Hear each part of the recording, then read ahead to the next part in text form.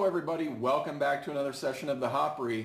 My name is Mark Starr, and today we are returning from Thanksgiving break. So, I've had a really good time, kind of taking about a week and a half off. Ate a ton of food for Thanksgiving. It's one of my favorite times of year. We get the family together for the first time, and God knows how long it's been since we've seen each other.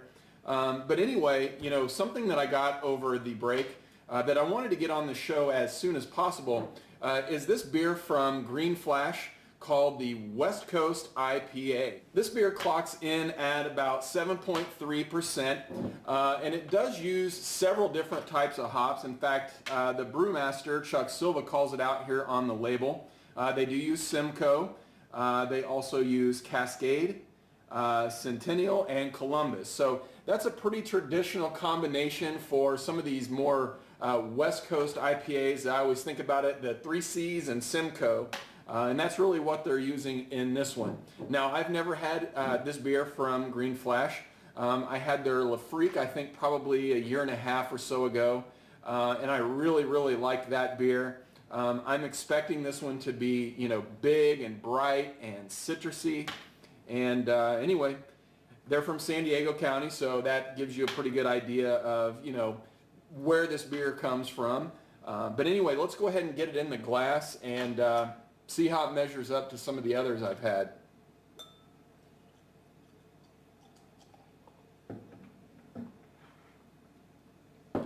All right. Well, I can tell you right now, it's got that very traditional, amber orange color.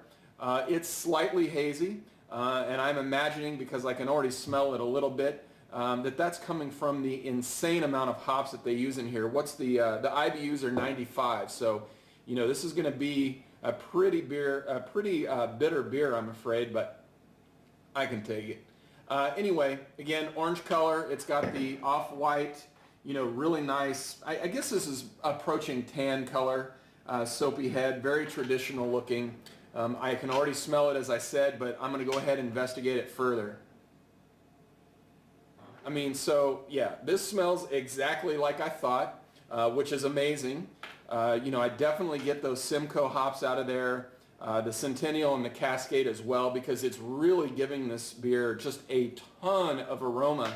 I get a lot of citrus. I definitely get the pine. Maybe even an over-ripened pineapple. It's very aromatic on the nose, but I am just absolutely dying to try this beer, so that's what I'm going to do. Cheers.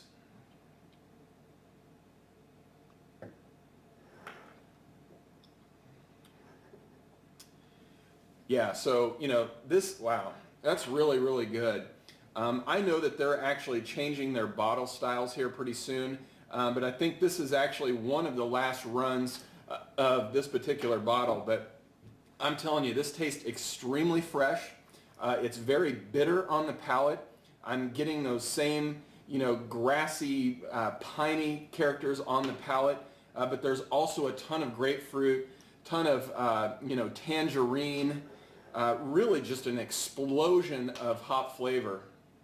This one's also, pretty dank, and I haven't used the word dank in a while on the show, but, I think those Simcoe hops in there are really kind of putting off that, really dank character that I like in a lot of the IPAs.